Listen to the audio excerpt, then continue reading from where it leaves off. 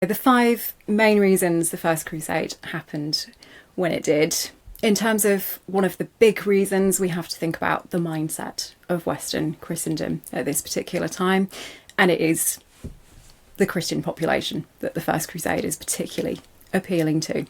So that idea of sin, that they have various concerns weighing on them in terms of what this might mean for the next life, the prospect of their salvation, whether they're going to go to heaven or hell.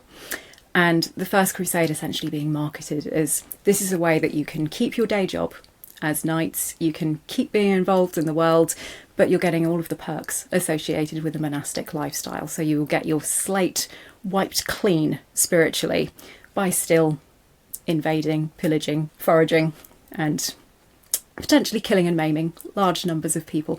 So it's that shift from war being something that is seen as inherently sinful and needing penance to make up for it afterwards, and now we're in an era of violence being meritorious in its own right. It has its own spiritual rewards connected with it. Second reason for why it happens when it does is thinking about key figures of the time. So we do know that there's an appeal from Alexius Comnenus, which culminates in the Council of Piacenza in the March of 1095.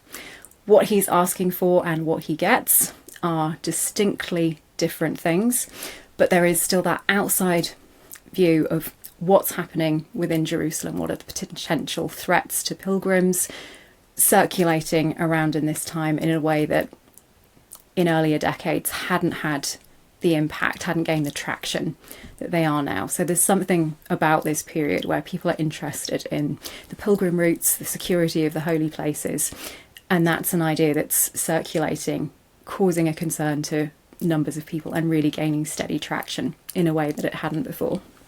Moving on to other figures, we've got Pope Urban II, who is able to tap in by virtue of his own birth and lineage and background to what noblemen are particularly concerned about, what might motivate them to join a particularly lengthy and arduous campaign, and be able to push various buttons that will get them energised to join this campaign and go into the East.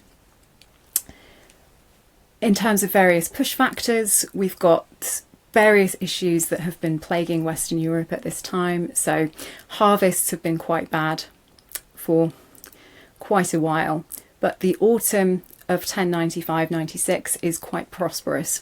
So again, that makes this the right time to go. There are enough provisions for a large military monastery on the move, as it's been called, to provide for themselves. So that again feeds into potentially why 1095-1096 is the opportune moment for this to be a success. And another reason to think about with why the First Crusade happens when it does is thinking about the Muslim experience of these years.